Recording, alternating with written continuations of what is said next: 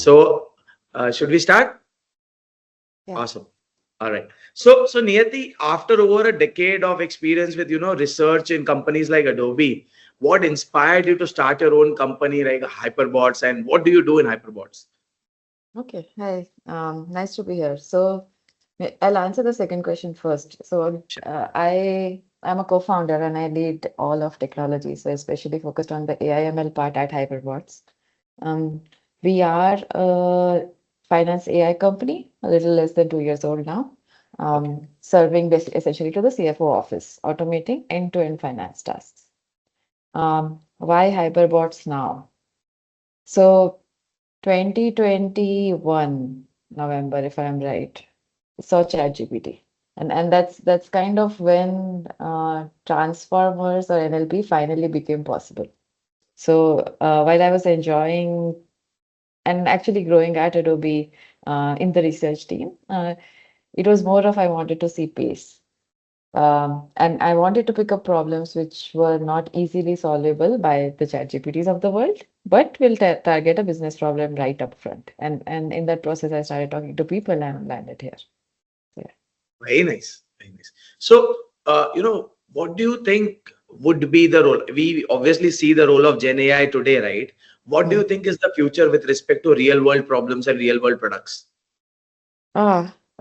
So AI is evolving very quickly. Agentic AI is improving day by day. So that's a reality. So AI, Gen AI, Agentic AI, whatever is the future version of AI, all of that will start complementing humans in several tasks that we do today. Be it mundane tasks, be it strategy related tasks, be it enterprise tasks, whatever it is. So the way I see it is that as this kind of technology evolves, tasks that can be easily automated, repeated, will start moving towards technology. And when correctly applied, it will start, unfortunately, replacing people in that space. However, that frees up people to do more of the thinking. Um, and you may argue saying thinking is also being taken over, but there is still room of a lot of creativity, right? As people will come up with new jugaad and new things to do, and that I think machines are still far from doing. Understood. So is it fair to say that it would be primarily strategy, where we'll have a lot of human input, and when it comes to core execution, strategy and tactics, probably some part of tactics, this is where humans would be still relevant. Execution would be primarily taken over by AI. Is it what you're trying to say? I think large extent, again, it may not be 100% because as humans, we have a tendency of not following things, which means there is a lot of variety of information out there, a lot of methods, a lot of workflows, all of that, right? So hence, not everything can be put into trainable, learnable systems. Right. So Right. that ingenuity, I think machines are a little far from achieving. Understood. Understood. So let's say, for example, people who are aspiring to be AI professionals, be it freshers today, students who are in college, probably last year, second last year, right? What do you think should be the core skills that they should focus on so that they become employable?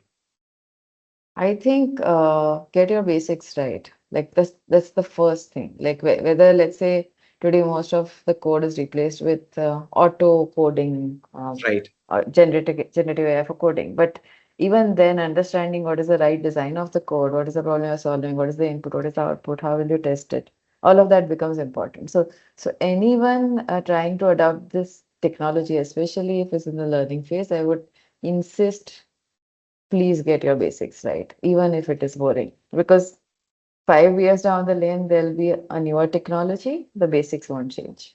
So, Correct. so yeah, and obviously be ready to change. That is, while several young folks are always ready to change, but even then, I would say that don't be hung up on what you are seeing today. Don't be hung up on technologies that are existing today. They are going to change for the better or the worse. So keep your basics right and be very, very agile for change. So that Understood. it's bound to happen. Right. And what is your, suggestion or recommendation for people who are already in their careers, maybe 2 years, 3 years experienced professionals, who might not have started when AI was, around, but today AI has come leaps and bounds, right? What should be the approach these guys should take? Start listening into what's going around you. So let's say, and try to imbibe it in what you're doing today. So let's say you are a electrical engineer who's not using AI today and but wants to explore that in the future. There are people who are exploring AI for electrical circuit designs. Start looking at it. So essentially, start trying to get into the um, motion of how others are doing it. So listen into what's happening. And again, it's a learnable skill. It's not something that is unlearnable, right? Correct. Correct. So when you hire freshers today or experienced professionals today in your company, right? What are Mm. those key things that you look at, which would probably help you decide that we should hire somebody or not hire somebody? Oh, I look at what I was asking for. So I look at individual having basics, right? I very much look for hard work and commitment, Hmm. and accountability. So let's say you're given an interview problem and you don't know the answer for it. After you give a fair attempt to it, it is okay to say I don't know the answer. Right. But generally in the technical space, so whether it's a fresher or an experienced person, Hmm. whatever is on their resume or whatever is in their profile is something I actually evaluate for very deeply. So knowing Understood. what you have done and the ability to explain what you have been doing is very critical because otherwise I don't know what you're good at, right? Correct. So yeah, So basically, if somebody has written something on their resume, the simpler they explain, the better they have done, obviously. And that is what, yeah, is something we should know to, yeah, look at roles in a company which is like Hyperbots. Understood. yeah. I Are mean there it's certain, yeah. yeah, please go ahead. Please go No, ahead. go ahead, go ahead. Go ahead. Understood. Are there certain green flags that, if you look at something in candidate and say, this is something which supersedes everything, we should take him in and at least give it a try? Hard work Hard work? and yeah, hard work and ability to intention to try new things. So essentially, if I threw someone who was a beginner at swimming in deep water and that Mhm. person tries to swim, then yeah. So That's it's okay. that intent that I will learn and get it to work. So Understood. that And on the flip side, what are the certain red flags? If I see something, this is definitely a not hire. that's a hard one. But being superfluous. So kind of going back to saying that if you claim you know X, you better know X. Correct. And especially for me, if someone claims something and is unable to even talk about it, it's off-putting. So it's not worth spending time with that person, especially Understood. when you're trying to hire for pace and high performance and all of that, right? So, Understood. One another interesting question that comes to my mind, considering that you have spent a lot of time of your career outside the country and mm, places where all the research happens, pretty much every time. What has mm. been your experience with respect to people coming out of universities there versus people coming out of universities here in India? I uh, I think what I'm seeing recently is that the gap has significantly reduced. Reduced. So the exposure of good institutes in India is pretty much at par at exposures of students who are outside, both because they have the right access and the kind of right work. It wasn't the case a while ago, so the gap was visible. Now it's significantly reduced. Uh, Otherwise, talent-wise, I don't see a gap. Like it's just essentially what you have been exposed to and what you have been not. And I do see that gap changing. Definitely, there are pockets where someone who's only groomed in India comes with this मैं कुछ भी कर लूंगा kind of attitude, right? I will give it my best and do everything to get it done. That attitude sometimes, especially for say privileged folks who are not restricted by whatever resources, that Correct. they may lose that intent. So in fact, it works the other way around. Better. It's Yeah. better for people here, right? Understood. So Sometimes, it's yeah, it like depends. It's a mix, yeah. But opportunity wise, I am seeing equalizing behavior.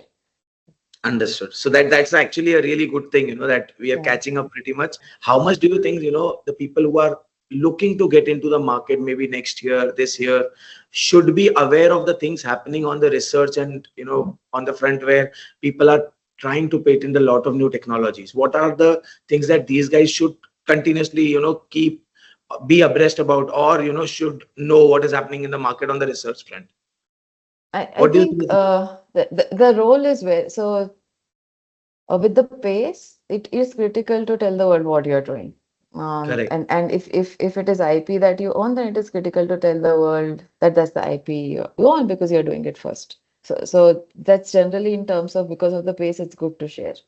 Uh, but how do I keep catching on, right? That's the question, especially for newer folks. Again, I would say listen in and be open about the fact that, hey, I know a model was released yesterday, but I don't know what it does. I know about a model that was 6 months old and I know how it Hmm. works. So it's again transparency in terms of sharing what is known and what is not known is important. At the same time, putting in that extra, either through your own network or by yourselves, putting in that extra time to say that what is going on outside is something I want to be aware of. So it's more like the way you encourage primary students look at the news every day. Correct. Yeah, it is important to look at the news every day because that's the pace now. Right. So it is acknowledging that I don't know something, and Yeah. second is being open to say yes, I want to learn every day so that I'm, at Yes. least Yeah. Yeah. I am at least there when it comes to talking to somebody about that topic, right? Yeah. Now, Yeah. you also have an interesting, experience with respect to teaching, where you actually, teach students in premium institutes of the country, right? So, what are the gaps that you see, where how students approach something like AI and how professionals approach Yeah. something like AI? Hmm. Basically, when you look at industry, be it startup or a big company, or end of the day, your goal is to make your AI work for the customer use case, Correct. and it has to work in product. When it has to work in product, if someone on my team today come and ask me what is the accuracy number, I will say 100%. Hmm. Uh, in academia, you can afford to get, hey, my new experiment got me 82%, earlier it was 80%. Obviously, it's apples and oranges also. So when I say 100% in industry, it means the end user should see only what they need to see, which involves engineering, strategy, product, lot of stuff. But Hmm. that understanding needs to change when you are a fresher from college to when you become a part of a company. That it's something one needs to learn very quickly. That I cannot be always just doing experiments. Build quickly, fail quickly is very critical when it comes to industry, and especially when it's AI because it's not deterministic, right? Right, right. And what do you think is the future of AI careers, with respect to next generation? What are the things that they would be doing, let's say 3 years down the line, 4 years down the line, which we never did, when we started our career? Yeah, I finished my PhD before generative AI came into play. I still do generative AI every day, right? So things will change. What will they do? They'll definitely not do what we are doing today. Right. And that is very and that forget about 3 years. I don't even know 6 months from now if we'll be talking about the same models, right? However, the we will still be looking at deep math. We will still be trying to figure out how real world data and machine learning or AI models can work with each other. A very important thing I think everyone will start worrying about more is how to ensure AI is safe or responsible. So, responsible AI, both in terms of on the customer or a business side, ensuring that the output doesn't harm the customer, or in Correct. non-business side, output doesn't harm humans. So, responsible or safe AI is I think going to become very important. And secondly, more efficient, right? So I want to save cost, I want to save whatever carbon footprint. So essentially, we are going to start saying that electricity was invented to having very smart switches. What is that Hmm. transition? I think AI-based systems will start seeing those transitions. Similarly, essentially, early old wiring used to give shocks to human Right. beings. Now it Right. never does, and that's not even a question anyone would worry about. So, like Correct. safety comes over there. Similarly, usage will change. So essentially, we'll start focusing on efficiency in terms of how it can help humankind better. But it will Understood. take time. And maybe Right. pockets will see that faster. Mm-hmm. And with respect to the mindset and approach towards things, right? What are what is probably that one or two points that you would like to tell students or early professionals that technically, obviously, as you said, right, these are the certain things. But in terms of approach towards the problem, be it mindset, what are those two, three advices that you would like to give people who are early professionals or students? I would say don't get bogged down in terms of it's a problem that I don't know Mhm. about. So it's okay to think about the problem and then solve it. Um, and not worry about whether it is something that you have solved earlier. So it's I don't know this shouldn't be the first response. Got it. Also, the second thing is try not to react, but always to respond.